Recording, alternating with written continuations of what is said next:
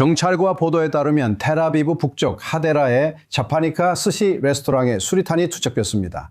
인기 체인점을 겨냥한 최근 조직 범죄로 보이며 다행히 부상자는 없었습니다. 그러나 이와 같은 일이 반복되고 있습니다. 이 스시 체인점은 최근 몇 주간 전국 여러 지점에서 수리탄과 총격 공격을 받았습니다. 이는 조직폭력배 간 다툼의 일환으로 보입니다. 경찰은 지속적 테러 위협에도 이번 공격을 범죄 사건으로 수사하고 있다고 밝혔습니다.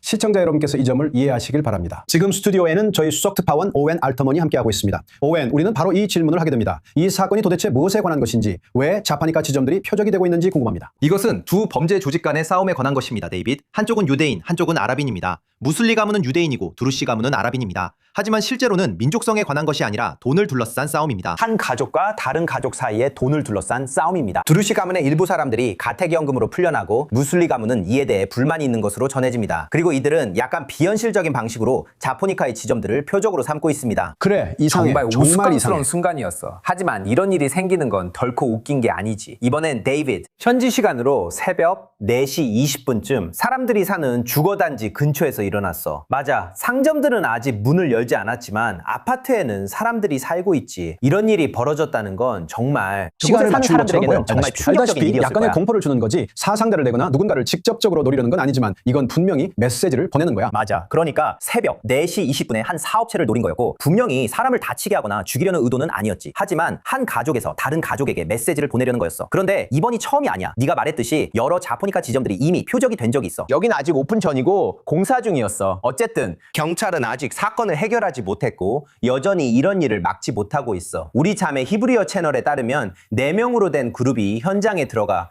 체인점들을 대상으로 이런 행동을 하라고 지시받았대. 왜 체인점일까? 그들은 바락 아브라모프와 관련 있어. 그는 베이타르 예루살렘 축구팀 등을 소유한 사람이야. 예루시 가문과 연관됐다는 말이 있지만 본인은 부인해. 어쨌든 범죄 세계 이야기야. 정말 어두운 세계야. 스시 체인점이 표적이 되는 데에는 특별한 이유가 있어. 이 이야기는 히브리어 언론에서도 점점 더 주목받고 있지. 폭력 범죄, 특히 아랍 사회에서 발생할 때는 물론이고 그 외의 경우에도 히브리어 언론에서는 계속해서 다뤄지고 강조되어 왔어. 10월 7일 이후로도 현안이 산적해 있는데도 말이야.